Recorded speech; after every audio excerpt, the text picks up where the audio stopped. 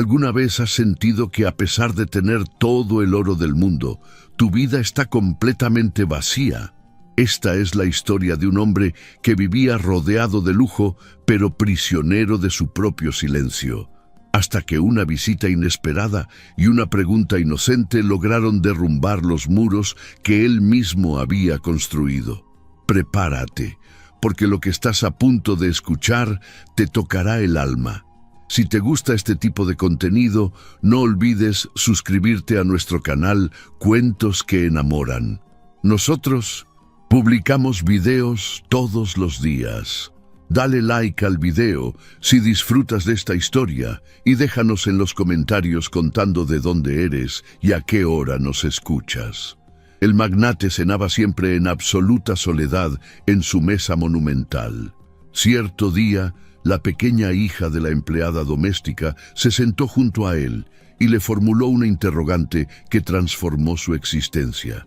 Visualicen por un segundo una mesa colosal, una de esas superficies largas de roble oscuro macizo, lustrada hasta parecer un espejo, negro, con la amplitud suficiente para acomodar a 2 docenas de comensales con total holgura. Imaginen sobre ella candelabros de plata vieja, vajilla de porcelana importada con bordes de platino y copas de cristal tallado que resplandecen bajo la luz tenue de una lámpara de araña titánica. Es el escenario ideal para un banquete, para una cena de Nochebuena repleta de bullicio, de brindis y de felicidad.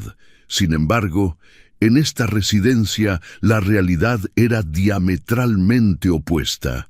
En la cabecera de esa mesa interminable, noche tras noche, solo se servía un plato, solo se colocaba una copa de vino tinto y solo había un hombre, don Federico Valdemar. El silencio en ese comedor era tan denso, tan aplastante, que el leve sonido del metal de los cubiertos rozando la loza resonaba como un eco lastimero en una catedral desierta. Don Federico poseía toda la riqueza imaginable, era dueño de rascacielos, corporaciones y latifundios, pero cada noche al cenar, la soledad ocupaba la silla contigua como una socia leal y despiadada, recordándole que se puede ser el hombre más acaudalado del panteón, o en este caso, el hombre más rico de una casa donde jamás se escucha un «te quiero» ni un «buen provecho». Ahora sí, regresemos a esa mesa inmensa. Don Federico no siempre fue un anciano resentido, pero las décadas y las deslealtades lo habían transformado en una escultura de granito. A sus 70 y tantos años se desplazaba con el apoyo de un bastón de madera de cerezo, no porque sus piernas no le respondieran, sino porque le confería un aire de dominio, de alguien a quien no se le debe llevar la contra. Su personal le temía más que a la propia parca. En la residencia, la ley suprema no estaba impresa en ningún documento, pero saturaba el ambiente. Nadie dirige la palabra al patrón a menos que él pregunte. Nadie genera ruido. Nadie existe más allá de su labor. Los asistentes y las cocineras deambulaban como espectros, entrando y saliendo de las estancias con pasos ingrávidos, aterrorizados de desatar el mal genio del dueño. Porque don Federico, con una sola mirada por encima de sus anteojos de lectura, podía hacer que un hombre maduro se estremeciera. Se había persuadido a sí mismo de que no requería de nadie. Se repetía que las personas solo se aproximaban por interés, que el cariño era una falacia fabricada por los necesitados para darse consuelo. Mejor solo que mal acompañado, refunfuñaba en ocasiones mientras troceaba su filete en perfecta soledad, ignorando que en lo profundo su espíritu clamaba por un mínimo de calidez humana. Pero el destino, que a veces reparte naipes enigmáticos, estaba a punto de tocar a su puerta y no llegaría bajo la apariencia de un socio comercial o un pariente distante, sino bajo el aguacero torrencial de una tarde de jueves en la figura de una mujer joven y su pequeña niña. Marta descendió del autobús interurbano, presionando contra su pecho un folder con sus papeles, y con la otra mano aferraba con fuerza la manita de Abril, su hija de 5 años. La lluvia caía sin clemencia, empapando sus abrigos raídos, esos que ya habían soportado demasiados inviernos crudos. Marta venía escapando, no de la ley, sino de la precariedad y del sufrimiento de un pasado reciente que le había arrebatado a su marido en un accidente en la obra. Se había quedado desamparada, sin ahorros y con una niña pequeña que dependía totalmente de ella. Cuando se detuvieron frente al portón de hierro forjado de la mansión de los Valdemar, Marta sintió un vuelco en el estómago. La edificación no parecía un hogar, parecía una ciudadela, un fuerte inexpugnable de muros elevados y ventanales oscuros que parecían ojos centinelas. «Mamá, ¿aquí vive un príncipe?», preguntó Abril con sus enormes ojos color café abiertos de par en par, tratando de resguardarse del agua bajo el paraguas remendado que compartían. Marta se puso en cuclillas un instante, sin importarle que el agua empapara sus rodillas, y miró a su hija con una gravedad mezclada con dulzura. Le ajustó el gorrito de lana y le susurró: «Abril, escúchame bien, mi vida. Este es un sitio muy serio. Necesitamos este empleo. Necesitamos que nos permitan quedarnos. Así que tienes que jurarme que serás una niña muy buena, muy silenciosa, como cuando jugamos a las escondidas y no quieres que te descubran. ¿Me lo prometes?». La niña asintió con solemnidad, aunque su curiosidad infantil ya estaba revoloteando alrededor de los jardines perfectamente podados que se vislumbraban a través de las rejas. El interfono zumbó y una voz metálica les autorizó el ingreso. Caminaron por el sendero empedrado hasta la entrada de servicio. Marta tiritaba, no por el frío, sino por el pánico a ser rechazada. Había oído rumores en la agencia de colocación. Decían que don Federico despedía a las mucamas si el té estaba un grado más tibio de lo normal o si hallaba una partícula de polvo en la estantería. Pero lo que más aterraba a Marta era la condición que le habían impuesto por teléfono. «No se aceptan niños». Ella había rogado. Había mentido un poco asegurando que la niña era invisible, que jamás estorbaría. No tenía con quién dejarla. Era llevarla con ella o dormir ambas a la intemperie. Al abrirse la puerta trasera, la recibió el señor Bernardo, el mayordomo jefe, un hombre de semblante adusto y uniforme pulcro, que llevaba sirviendo a Federico más de 30 años y había adoptado la misma severidad que su patrón. «Llegas con retraso», dijo Bernardo, consultando su reloj de bolsillo, y luego bajó la vista hacia Abril con reprobación. «Y veo que trajiste el equipaje extra del que hablamos.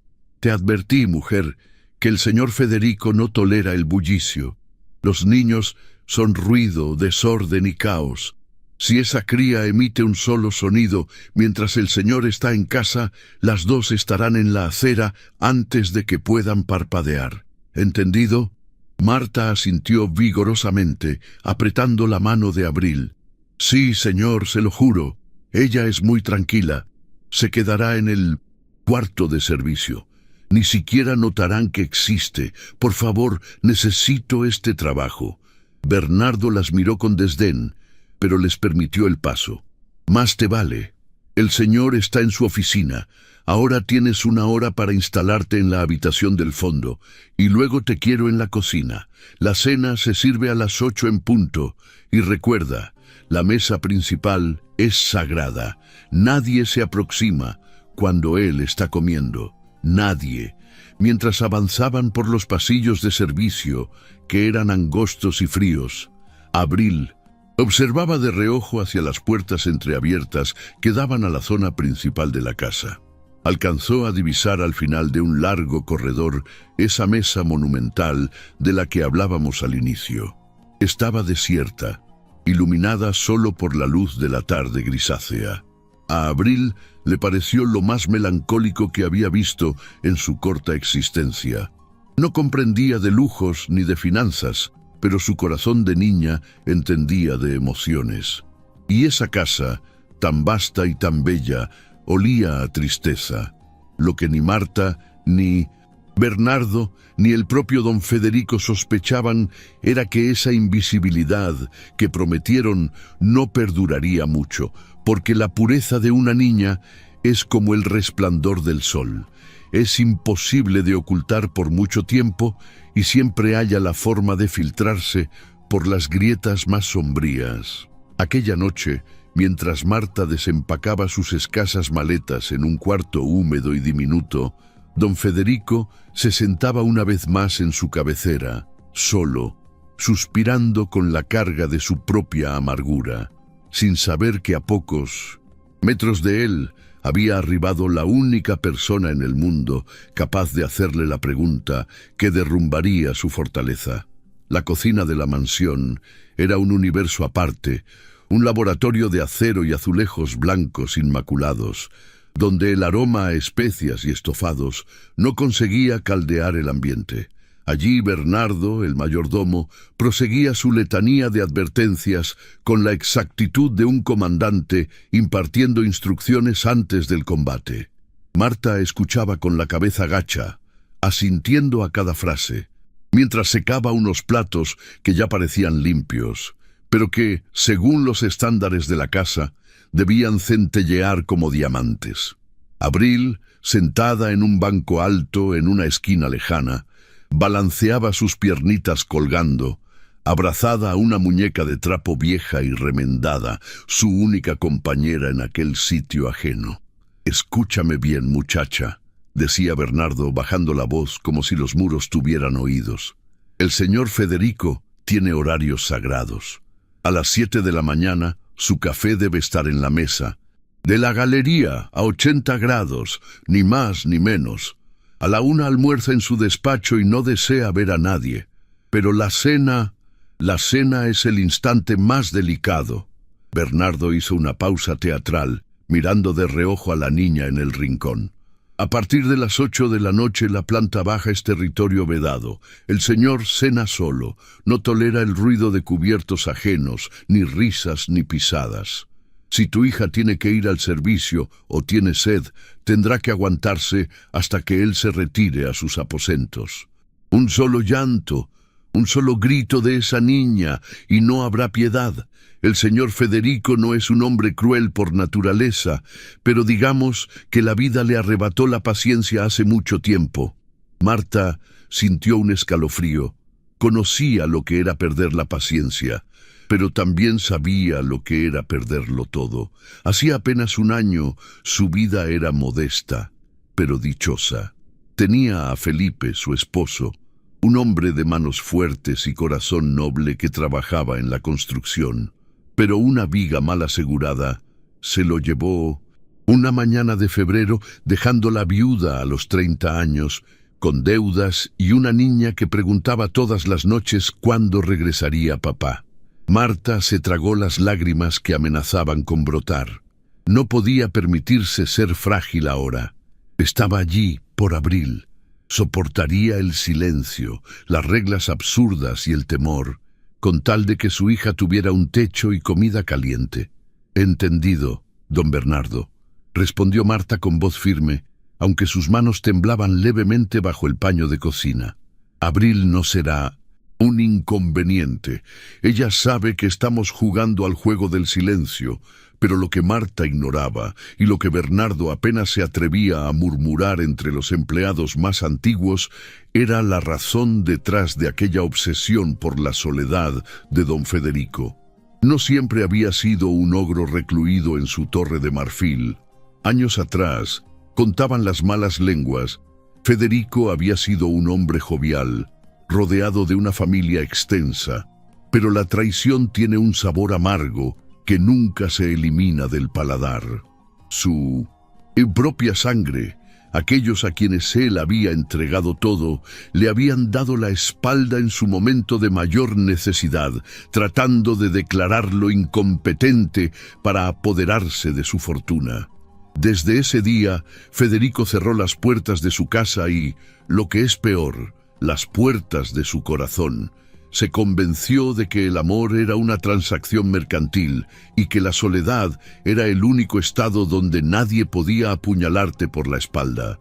Por eso comía solo, porque en esa mesa monumental las sillas vacías no mentían, no pedían dinero y no traicionaban. Esa primera noche, Marta acostó a Abril en el catre del pequeño cuarto de servicio.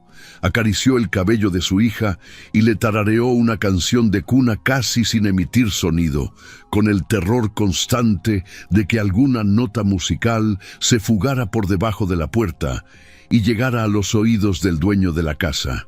Sin embargo, mientras la mansión dormía, una duda inquietante flotaba en el aire.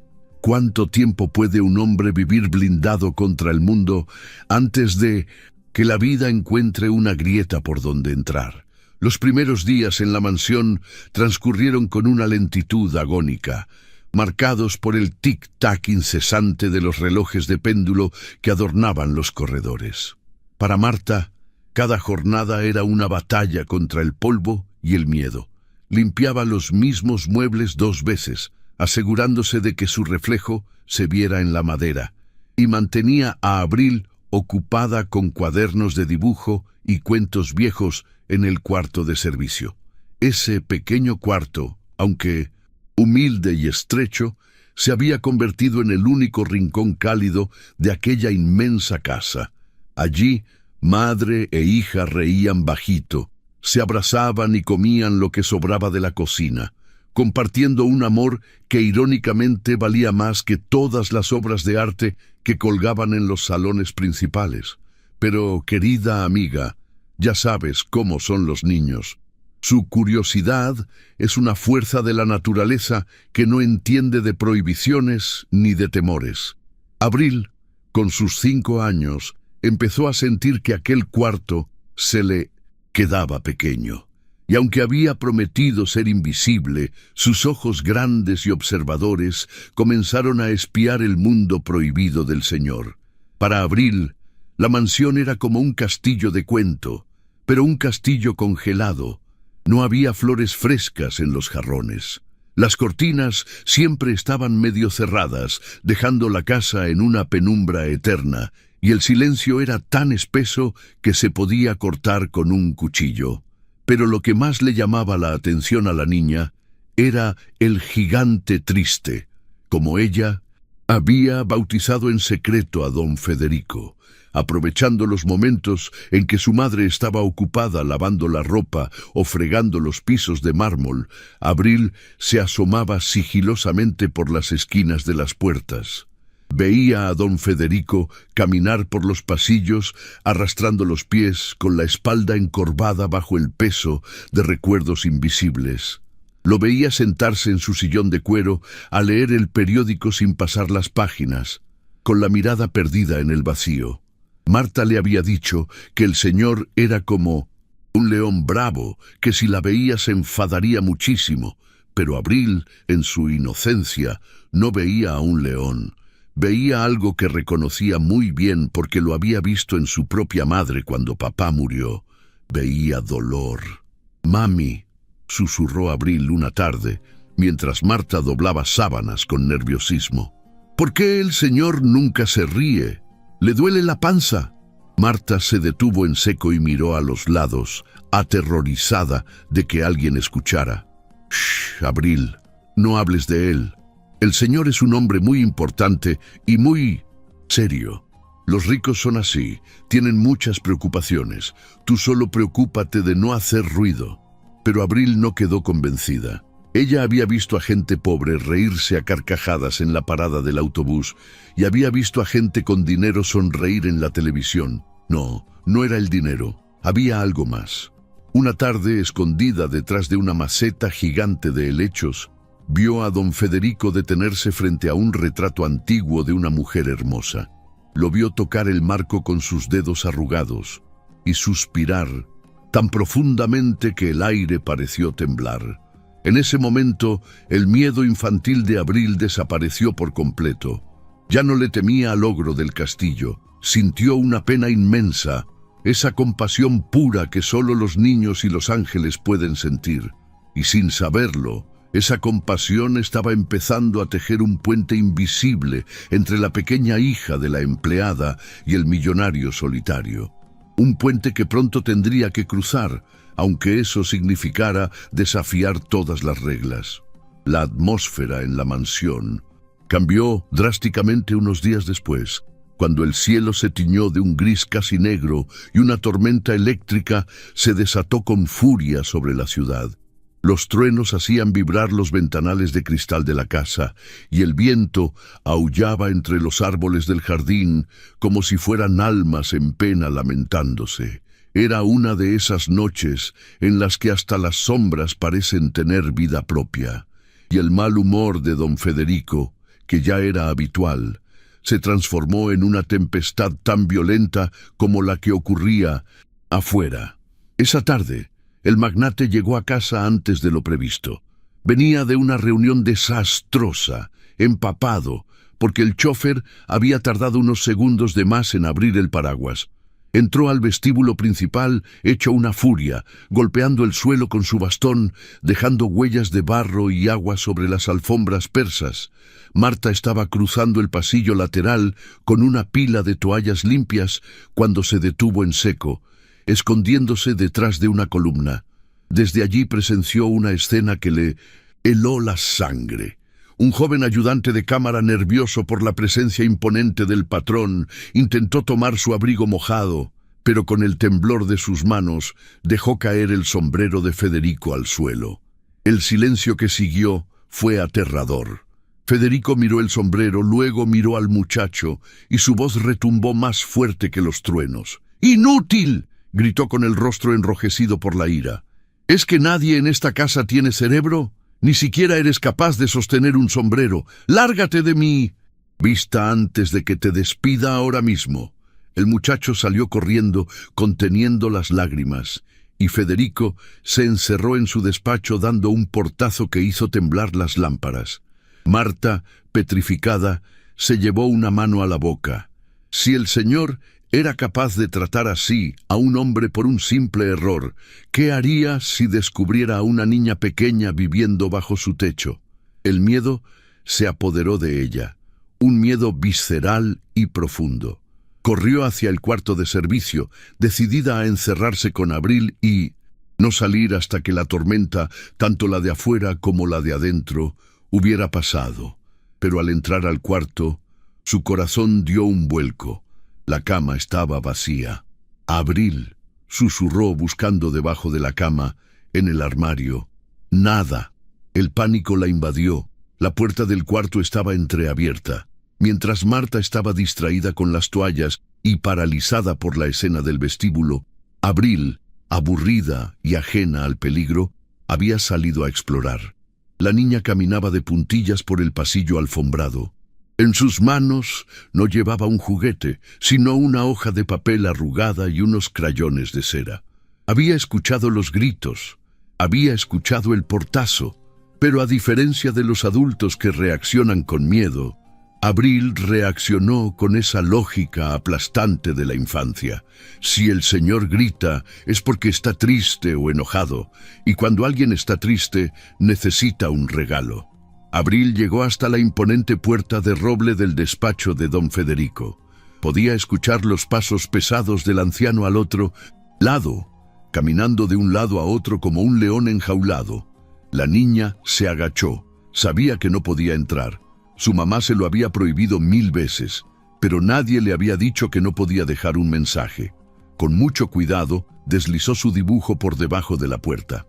No era una obra de arte. Era un garabato colorido donde se veía una figura grande y gris. Él y un sol amarillo gigante y sonriente con una flor roja al lado. Era un intento puro y simple de decirle: aquí afuera hay sol, no estés triste. Justo cuando Abril se levantaba, unas manos la agarraron por los hombros con fuerza y la arrastraron hacia atrás. Era Marta. Con el rostro pálido y los ojos llenos de lágrimas de terror, la levantó en brazos sin decir una palabra y corrió de regreso al área de servicio con el corazón a punto de estallar. «¿Qué hiciste, Abril?», le preguntó con voz temblorosa una vez que estuvieron a salvo, cerrando la puerta con seguro. ¿Te vio? ¿Hiciste ruido? No, mami, respondió la niña con tranquilidad, sin entender la gravedad del asunto. Solo le dejé un sol para que no grite más. Marta se dejó caer en la cama, abrazando a su hija como si quisiera fundirse con ella. Afuera, la tormenta seguía rugiendo, pero dentro del despacho el silencio había regresado. Don Federico, al ver un papel deslizarse por debajo de su puerta, se detuvo. Lo recogió con el ceño fruncido, esperando encontrar alguna nota de un empleado pidiendo disculpas o un recado olvidado, pero al darle la vuelta, se encontró con aquel dibujo infantil, trazos torpes y colores vivos sobre el papel barato. Se quedó mirando ese sol amarillo durante un largo rato. Nadie, en décadas, le había regalado nada que no fuera comprado en una tienda de lujo o dado por compromiso. Aquel papel no tenía valor y, sin embargo, quemaba en sus manos. Federico miró hacia la puerta cerrada, confundido, sintiendo una extraña grieta abrirse en su armadura de hielo. ¿Quién se atrevía? ¿Quién en esta casa de sombras se atrevía a dibujar el sol? El calendario marcaba una fecha que en cualquier otro hogar hubiera sido motivo de música, abrazos y pasteles compartidos. El cumpleaños número 78 de don Federico. Pero en la mansión de los Valdemar, el cumpleaños del patriarca se celebraba con el mismo entusiasmo que un funeral de Estado. Desde temprano, el teléfono había sonado un par de veces, pero eran llamadas frías, breves, de abogados o socios que cumplían con el protocolo social de felicitar al hombre que firmaba sus cheques. Ni una sola llamada de familia, ni un solo «te quiero, abuelo» o «feliz día, tío». Nada. Solo el silencio sepulcral que Federico había comprado con su fortuna.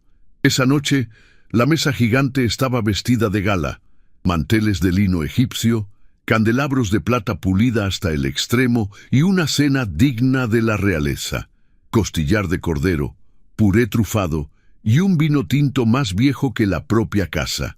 Federico se sentó en la cabecera, impecablemente vestido con su traje oscuro, pero su rostro reflejaba un cansancio que iba más allá de lo físico. Miró a lo largo de la mesa, hacia las 19 sillas vacías que se extendían frente a él como lápidas en un cementerio de recuerdos. Cortó un trozo de carne y se lo llevó a la boca, pero la comida no tenía sabor. Sabía a ceniza, sabía a soledad. Mientras tanto, en la cocina el ambiente era un caos controlado. Marta corría de un lado a otro, ayudando a emplatar el postre bajo la mirada inquisidora de Bernardo. El estrés se palpaba en 1900. El aire. Cualquier error esta noche sería imperdonable. «Cuidado con esa salsa, Marta», ladró el mayordomo. «El señor está de un humor terrible. Si ese plato no sale perfecto, nos vamos todos a la calle». Con el ajetreo y el ruido de las ollas, Marta cometió el error fatal. Olvidó poner el cerrojo de seguridad en la puerta que conectaba la cocina con el pasillo de servicio, y peor aún, dejó entreabierta la puerta del cuartito donde Abril supuestamente dormía. Pero Abril no dormía. Su pequeño estómago rugía de hambre y un aroma dulce y delicioso, el olor del pastel de vainilla que preparaban para el señor, se coló por las rendijas como un fantasma tentador. La niña se levantó de su catre, se puso sus zapatillas gastadas y se asomó al pasillo. No vio a su mamá, solo escuchó el tintineo de platos lejanos. La curiosidad, mezclada con el hambre inocente de la infancia, la empujó a caminar. Abril avanzó por los pasillos oscuros, guiada por el olfato y por una extraña fuerza magnética que la atraía hacia el centro de la casa.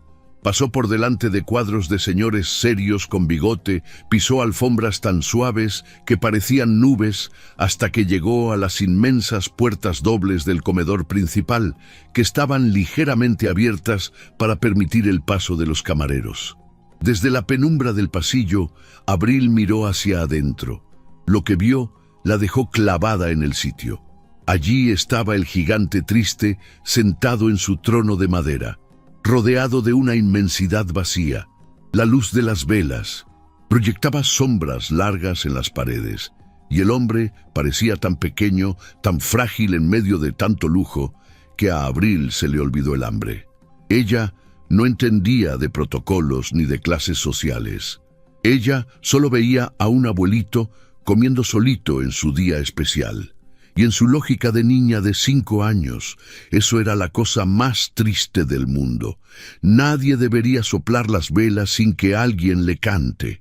Marta, en la cocina, se secó el sudor de la frente y respiró aliviada al terminar de limpiar. Fue entonces cuando su instinto de madre le dio una punzada en el pecho. Corrió al cuarto de servicio y encontró la cama vacía. El mundo se le vino abajo. «¡Abril!», susurró con desesperación, pero ya era tarde. Abril ya estaba parada en el umbral del comedor con sus manitas aferradas al marco de la puerta, observando al hombre más temido de la ciudad, justo en el momento en que él dejaba caer el tenedor sobre el plato, con un suspiro de rendición. El destino había preparado la escena y el encuentro era inevitable.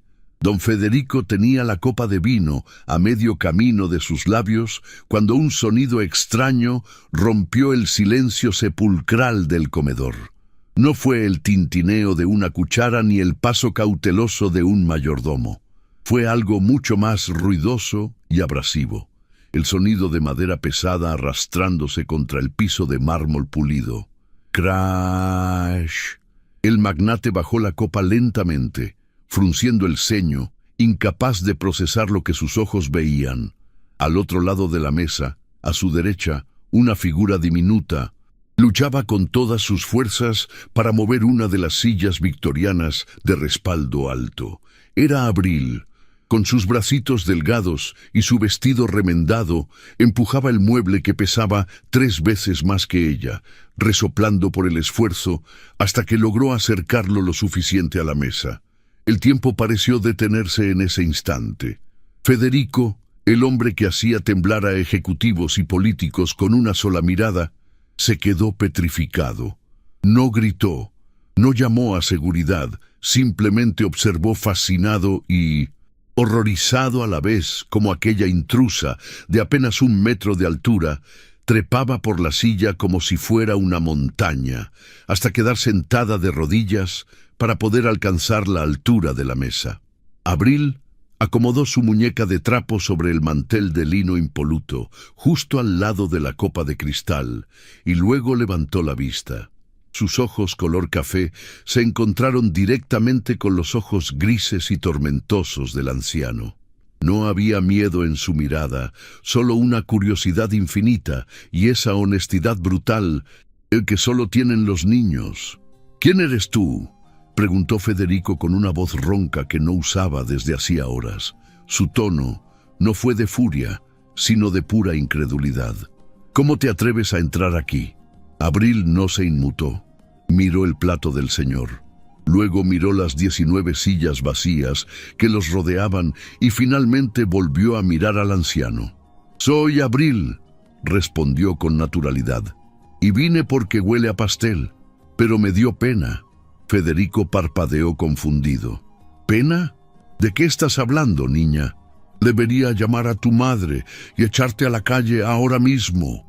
La niña ignoró la amenaza y señaló la mesa desierta con su dedo índice. «Señor, ¿usted es malo?». La pregunta golpeó a Federico como una bofetada física. Se echó hacia atrás en su silla, sintiendo que el aire le faltaba. «¿Qué has dicho?», balbuceó. Abril ladeó la cabeza mirándolo con una seriedad aplastante.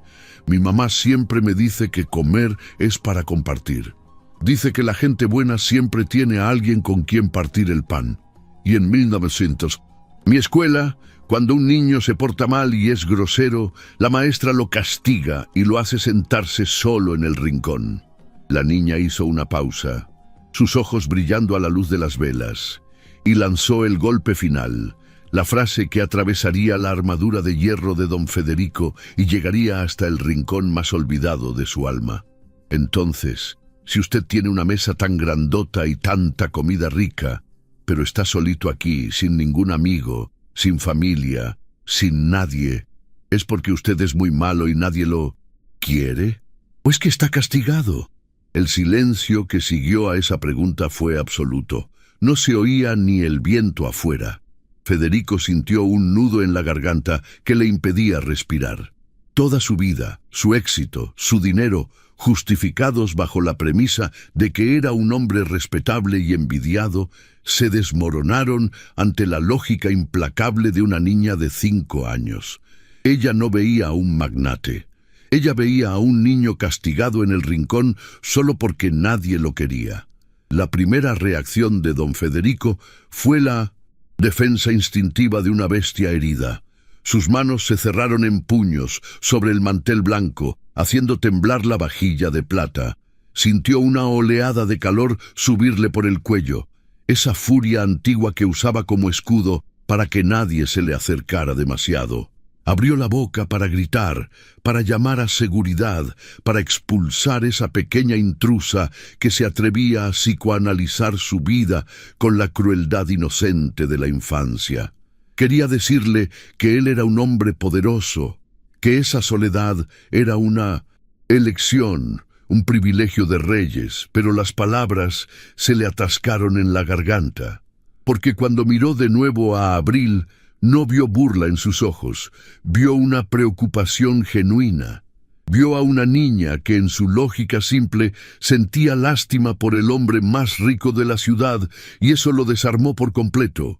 Muchas gracias por escuchar hasta aquí. Recuerda que si te está gustando esta historia, puedes suscribirte a Cuentos que Enamoran, dejar tu like y comentarnos qué te parece este relato.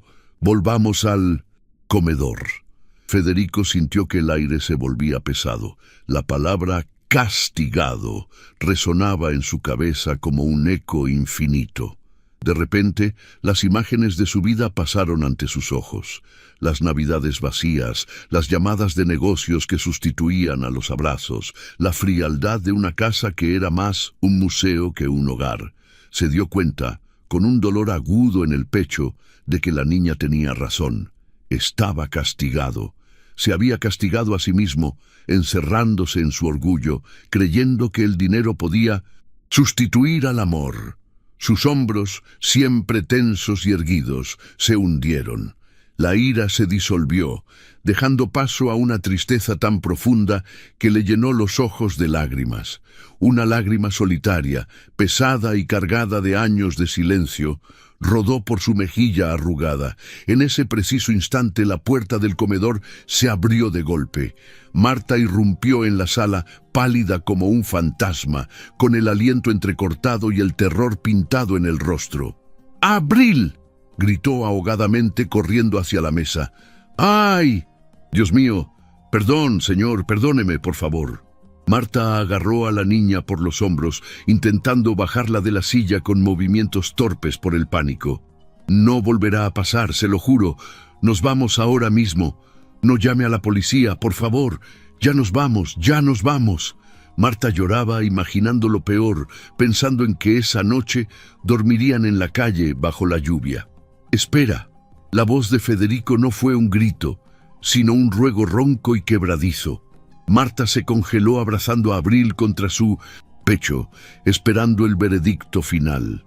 Don Federico se limpió la lágrima con el dorso de la mano, un gesto tan humano que parecía extraño en él. Miró a la madre aterrorizada y luego a la niña que lo observaba con curiosidad. «No se vayan», dijo Federico con la voz temblorosa pero firme. «Suelta a la niña, mujer». «Pero, señor», balbuceó Marta. «He dicho que la sueltes». Federico suspiró y miró a Abril directamente a los ojos. «No soy malo, pequeña, y no estoy castigado. O tal vez sí lo estaba, hasta hoy». El millonario tomó su plato de porcelana fina, lleno de comida intacta, y lo empujó suavemente hacia el centro de la mesa, hacia la niña. «Tienes razón. murmuró Federico con una media sonrisa triste que le dolía en la cara por la falta de uso. Comer solo es muy aburrido. ¿Te gusta el pastel de vainilla? Marta no podía creer lo que veía en sus ojos. El ogro no estaba gritando. El ogro estaba compartiendo su cena. Y en ese silencio roto, solo por el sonido de la lluvia afuera, algo se rompió para siempre en esa casa, dando paso a una luz que nadie esperaba. A la mañana siguiente, el sol entró por las ventanas de la mansión con una intensidad que parecía nueva, como si el propio astro rey supiera que las reglas del juego habían cambiado. Sin embargo, para Marta, ese amanecer no trajo paz, sino una angustia que le anudaba el estómago. Apenas había pegado ojo en toda la noche, repasando una y otra vez la escena de la cena. Sí, el señor Federico no las había echado en ese momento, e incluso le había dado un trozo de pastel a Abril, pero Marta conocía el mundo de los ricos. Sabía que a la luz del día, la vergüenza de haber mostrado debilidad a menudo se convertía en ira. Se levantó antes de que sonara la alarma, con los ojos hinchados y el corazón acelerado. Empezó a empacar sus pocas pertenencias en las maletas viejas, convencida de que en cualquier momento el señor Bernardo entraría con un sobre de despido y la orden de desalojar la casa antes del mediodía. «Mami, ¿y qué guardas mis juguetes?», preguntó Abril, frotándose los ojos con sueño, sentada en el borde del catre. «Porque puede que nos vayamos de viaje hoy, mi amor», respondió Marta con la voz quebrada, intentando forzar una sonrisa. «Vístete rápido y ponte los zapatos bonitos». En ese momento, 3 golpes secos sonaron en la puerta. Marta dio un respingo. Era Bernardo. «Marta», dijo el mayordomo desde el otro lado con su tono habitual indescifrable. «El señor Federico te espera en el comedor principal y trae a la niña». Marta sintió que las piernas le fallaban. Era el final. Respiró hondo, tomó la mano de Abril con fuerza y salió al pasillo. Caminaron hacia el comedor como quien camina hacia el cadalso. Al llegar a las puertas dobles, Marta se preparó para las disculpas, para suplicar al menos una recomendación para otro trabajo. Pero al entrar, la escena que encontró la dejó sin aliento. Don Federico estaba sentado en la cabecera leyendo el periódico, pero la mesa no estaba preparada para uno. Había 3 lugares servidos, 3 juegos de cubiertos de plata, 3 copas de jugo de naranja recién exprimido y una torre de waffles con miel en el centro. Federico bajó el periódico lentamente y miró a Marta, que seguía paralizada en la entrada. «Buenos días», dijo él con un tono serio, pero desprovisto de la frialdad habitual. «¿Es que en esta casa hay que enviar una invitación formal para desayunar? Siéntense, la comida se enfría». Marta parpadeó confundida. «Señor, nosotras no podemos. Somos el servicio». «No es correcto». Federico dobló el periódico con un movimiento seco y se quitó las gafas. «Marta, anoche esta niña me hizo una pregunta que no me dejó dormir. Me preguntó si estaba castigado y me di cuenta de que llevo 20 años castigándome a mí mismo, cumpliendo un protocolo absurdo que solo me ha traído amargura. Así que a partir de hoy las reglas de esta casa cambian». Miró a Bernardo, que estaba de pie junto al aparador, intentando mantener su postura rígida, a pesar de que sus ojos revelaban un asombro total. «Bernardo», ordena Federico, «a partir de ahora quiero 3 cubiertos en la mesa para el desayuno y la cena, y quiero que se sirva comida que le guste a una niña, no esas cosas insípidas que me recomiendan los médicos». Abril, que no entendía la tensión del momento, soltó la mano de su madre y corrió hacia la silla donde había estado la noche anterior. «¡Waffles!», exclamó feliz trepando a la silla. «Mami, ven, el abuelo Federico dice que nos sentemos». La palabra abuelo quedó flotando en el aire. Marta contuvo la respiración esperando el estallido, pero Federico, el hombre de hierro, el magnate temido, solo hizo una mueca que tras unos segundos se transformó en una sonrisa torpe y oxidada. «Tiene razón», dijo Federico mirando a Marta. «Siéntate, por favor. No me hagas comer solo otra vez». Marta, con lágrimas en los ojos, se sentó tímidamente al borde de la silla. Aquel desayuno fue el más extraño y maravilloso de la historia de la mansión. Abril hablaba sin parar sobre sus dibujos, sobre los pájaros del jardín y sobre cómo las nubes tienen formas de animales. Y Federico, por primera vez en décadas, escuchaba. No solo oía el ruido de fondo, escuchaba de verdad.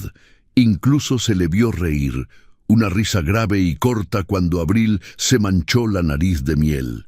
Ese amanecer, la mansión de los Valdemar dejó de ser un mausoleo. El hielo había comenzado a derretirse y el calor humano, ese que no se compra con millones, empezaba a llenar los rincones vacíos. Pero lo que Federico no sabía era que mientras él recuperaba la alegría, afuera, los buitres de su propia sangre ya estaban afilando las garras, listos para atacar esa nueva felicidad que consideraban una amenaza para su herencia. Dicen que la felicidad en casa del pobre dura poco, pero en la mansión de don Federico la felicidad parecía haber llegado para quedarse. Durante las semanas siguientes, la casa se transformó. Las cortinas pesadas se abrieron para dejar entrar el sol. Se escuchaba música de piano a media tarde y, lo más increíble de todo, se oían risas. Abril corría por los jardines persiguiendo mariposas, mientras Federico, sentado en el porche, la observaba con una paz que no había sentido en décadas. Marta, por su parte, había dejado de caminar encorvada. Ahora se movía con la dignidad de quien se sabe respetada y valorada. Pero la alegría, cuando es tan pura, suele despertar a los demonios que duermen en la oscuridad. Y en el caso de don Federico, esos demonios tenían nombre, apellido y conducían un coche deportivo azul descapotable. Una tarde de domingo, el rugido de un motor rompió la calma del jardín. Marta, que estaba sirviendo té helado en la terraza, sintió un escalofrío inmediato. Conocía ese tipo de visitas. Eran visitas que no traían abrazos, sino facturas y exigencias. Del coche bajó Patricia, la sobrina de Federico, una mujer de unos 40 años, vestida con ropa de marca de pies a cabeza, gafas de sol enormes y una expresión de permanente desagrado, como si el mundo entero oliera mal. La acompañaba su esposo Esteban, un hombre de sonrisa fácil y ojos escurridizos, que miraba la mansión no como un hogar, sino como una caja fuerte, llena de dinero esperando ser abierta. «¡Tío Federico!», exclamó Patricia, con una voz chillona y falsa, abriendo los brazos mientras caminaba hacia él. «¿Cuánto tiempo?». Pasábamos por aquí y dijimos, no podemos dejar de saludar al querido tío. Federico, que estaba jugando una partida de damas o chinas con Abril, no se levantó. Su rostro se endureció de golpe. Conocía a su sobrina. Sabía que solo aparecía cuando necesitaba dinero para cubrir sus deudas de juego o sus caprichos extravagantes. «Hola, Patricia», respondió el seco. «Veo que te acordaste de que sigo vivo». Patricia ignoró el sarcasmo y se quitó las gafas de sol, clavando su mirada en Abril y luego en Marta. Sus ojos recorrieron a la niña con un desprecio evidente, como si hubiera encontrado una cucaracha en su ensalada. «Tío, ¿qué hace esta gente aquí?», preguntó bajando la voz en un susurro conspirador, pero lo suficientemente alto para que Marta lo oyera. «¿Desde cuándo permites que la servidumbre use la terraza? Y esa niña está tocando el tablero de marfil con sus manos sucias». «Cuidado con lo que dices, Patricia», advirtió Federico con voz grave. «Ellas son mis invitadas, y Abril tiene las manos más limpias que mucha gente que conozco». La respuesta de Federico fue como una bofetada para la sobrina. Ella y Esteban intercambiaron una mirada de alarma. «El viejo está perdiendo la cabeza», parecían decirse. Si Federico empezaba a encariñarse con la criada y su hija, la herencia, esa fortuna que ellos ya consideraban suya, corría peligro. Tenían que actuar rápido, tenían que cortar esa relación de raíz. Entraron a la casa con la excusa de buscar un refresco. En el salón, Patricia vio la oportunidad perfecta. Sobre una de las consolas de la entrada, Federico había dejado un broche de oro y esmeraldas, una joya familiar de valor incalculable que había sacado esa mañana para limpiarla, pensando en regalársela a Marta como agradecimiento por su cuidado. «Esteban, vigila», susurró Patricia con un movimiento rápido de manos, digno de un carterista profesional. Patricia tomó el broche, pero no se lo guardó. Esperó a que Abril pasara corriendo hacia la cocina a buscar agua. «Oye, niña», la llamó Patricia con una dulzura fingida. «Ven aquí un momento, preciosa. ¿Me ayudas a abrocharme el zapato?» Abril, inocente y servicial, se acercó. Mientras la niña se agachaba, Patricia deslizó el pesado broche dentro del bolsillo del delantal que Abril llevaba puesto para jugar a cocinar. 5 minutos después, el grito de Patricia resonó en toda la mansión, desgarrando la paz de la tarde. «¡Me han robado, tío Federico! ¡Me han robado!». Todos corrieron al salón. Federico llegó con su bastón, seguido de Marta, que venía pálida.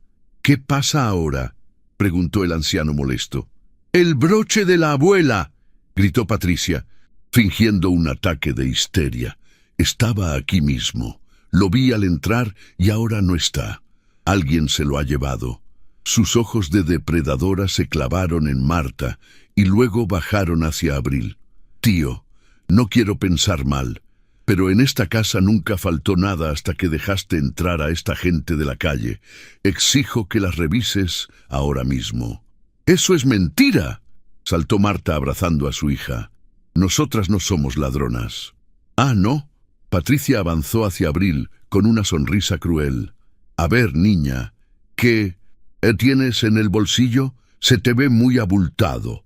Antes de que Marta pudiera detenerla, Patricia metió la mano en el bolsillo de Abril y sacó el broche de esmeraldas, levantándolo en el aire como un trofeo de caza. «¡Lo sabía!», chilló triunfante. «Es una ladrona, una pequeña delincuente. Tío, mira a quién tienes en tu mesa. Esta niña te está robando en tus propias narices». El silencio cayó sobre la sala como una losa de plomo. Marta se quedó paralizada, incapaz de respirar, viendo cómo la trampa se cerraba sobre ellas. Abril miraba el broche sin entender nada, con los ojos llenos de lágrimas de miedo. Y Federico miraba la joya en la mano de su sobrina con el rostro indescifrable, mientras los buitres esperaban ansiosos la orden de expulsión. El grito de Patricia pidiendo que llamaran a la policía resonaba contra las paredes del salón, mezclándose con los sollozos ahogados de Marta. La madre se había arrodillado en el suelo, abrazando las piernas de don Federico, suplicando no por su trabajo, sino por la inocencia de su hija. «Señor, se lo juro por mi vida», lloraba Marta con la desesperación de una leona acorralada. «Abril no sabe lo que es robar. Ella no tocó nada. Por favor, no deje que se la lleven». Patricia, con una sonrisa torcida de satisfacción, cruzó los brazos y miró a su tío con impaciencia. «Por favor, tío, deja el drama. Las pruebas están ahí. Esa niña es una pequeña delincuente instruida por su madre. Tienes que echarlas ahora mismo y asegurarte de que nadie en esta ciudad vuelva a contratarlas. Es por tu bien». Federico permanecía inmóvil, apoyado en su bastón de cerezo. Su rostro era una máscara de piedra. Miró a Marta a sus pies, luego miró a la pequeña Abril, que temblaba como una hoja al viento, y finalmente levantó la vista hacia su sobrina y su esposo. «¡Silencio!», tronó la voz de Federico. Fue un grito tan potente y autoritario que hasta las copas de cristal de la vitrina parecieron vibrar. Esteban dio un paso atrás asustado. «Patricia», parpadeó perdiendo la sonrisa por un segundo. Federico se soltó suavemente del agarre de Marta y le ofreció la mano para que se levantara. Levántate, Marta, dijo con suavidad, pero con una firmeza inquebrantable. En esta casa, la gente honesta no se arrodilla ante nadie, y mucho menos ante buitres disfrazados de familia. ¿Qué? Preguntó Patricia ofendida. Tío, ¿te estás oyendo? Te acaban de robar. Federico avanzó lentamente hacia su sobrina. Sus ojos grises, que antes parecían apagados por la edad, ahora ardían con un fuego intenso. ¿Crees que soy estúpido, Patricia?, preguntó bajando la voz a un tono peligrosamente tranquilo. ¿Crees que porque soy viejo me he vuelto ciego? Llevo 40 años construyendo un imperio, tratando con mentirosos profesionales, con estafadores y con gente mucho más inteligente que tú. Federico extendió la mano y le arrebató el broche a su sobrina. Abril tiene 5 años, continuó él acariciando la joya. Si ella hubiera tomado esto, lo habría llevado en la mano para jugar o me lo habría enseñado. Un niño roba por curiosidad, no para esconder la evidencia en el fondo de un bolsillo, envuelta en un pañuelo, como estaba esta pieza. Eso es una maniobra de un adulto, una maniobra torpe y cruel. Eso es absurdo, chilló Patricia poniéndose roja. Me estás acusando a mí. Soy tu sangre. La sangre no significa nada si está podrida, rugió Federico golpeando el suelo con su bastón. Durante años ustedes no se han dignado a venir a visitarme ni una sola vez. No llamaron cuando estuve enfermo, no vinieron en mis cumpleaños y ahora aparecen aquí justo cuando ven que soy feliz y casualmente desaparece una joya. El millonario se giró hacia el mayordomo, que observaba la escena desde la puerta con una mezcla de tensión y esperanza. «Bernardo», ordenó Federico, «¿puedes decirle a mi querida sobrina qué instalamos en el salón la semana pasada después de que el técnico de seguridad vino a revisar las alarmas?» Bernardo dio un paso al frente, irguiéndose con orgullo. «Cámaras de alta resolución con sensores de movimiento, señor. Están ocultas en las molduras del techo. Graban todo, incluso el sonido». El color desapareció del rostro de Patricia y Esteban. Era un farol o una verdad, no importaba. El miedo a ser descubiertos los paralizó. «Si revisamos esas grabaciones ahora mismo», dijo Federico, acercándose tanto a Patricia que ella pudo oler el tabaco de su pipa. «¿Qué crees que veremos? ¿A una niña inocente robando? ¿O a una mujer desesperada por su herencia plantando una joya en el bolsillo de una criatura indefensa?» Patricia no respondió. Temblaba de rabia y vergüenza. «Fuera de mi casa», sentenció Federico señalando la puerta con el dedo índice. «Y cuando digo fuera, me refiero a fuera de mi vida. Mañana mismo hablaré con mis abogados. No verán ni un centavo de mi fortuna. Porque la verdadera familia no es la que lleva tu apellido, Patricia. La verdadera familia es la que se sienta a tu lado cuando estás solo, la que te cuida sin pedir nada a cambio». Federico puso una mano sobre el hombro de Marta y la otra sobre la cabeza de Abril. «Y esa familia ya está aquí». Esteban intentó decir algo, pero Patricia lo agarró del brazo y lo arrastró hacia la salida, lanzando una última mirada de odio antes de desaparecer por el vestíbulo. Cuando el motor del Deportivo Azul se alejó, el silencio volvió a la sala, pero esta vez no era un silencio frío, era el silencio de la paz recuperada. Marta rompió a llorar, de nuevo, pero esta vez de alivio, abrazando a Federico impulsivamente. El anciano, sorprendido por el contacto, dudó un segundo, pero luego torpemente le devolvió el abrazo cerrando los ojos. Había perdido a sus parientes de sangre, sí, pero en ese abrazo supo que había ganado algo mucho más valioso, un hogar verdadero. El tiempo, dicen, es el único juez que pone a cada quien en su lugar. Y en la mansión de los Valdemar, el tiempo fue benévolo, dulce y reparador. Pasaron los años y las estaciones fueron tiñendo de blanco el cabello de don Federico. Curvaron un poco más su espalda y ralentizaron su andar. Pero a cambio, le devolvieron el brillo a sus ojos, un brillo que ninguna joya de su caja fuerte había logrado jamás. Aquel comedor gigante que al principio de nuestra historia parecía un mausoleo frío y silencioso, se transformó en el corazón palpitante de la casa. Si hubieras podido asomarte por la ventana un domingo cualquiera, 10 o 15 años después de aquella noche tormentosa, no habrías creído lo que veían tus ojos.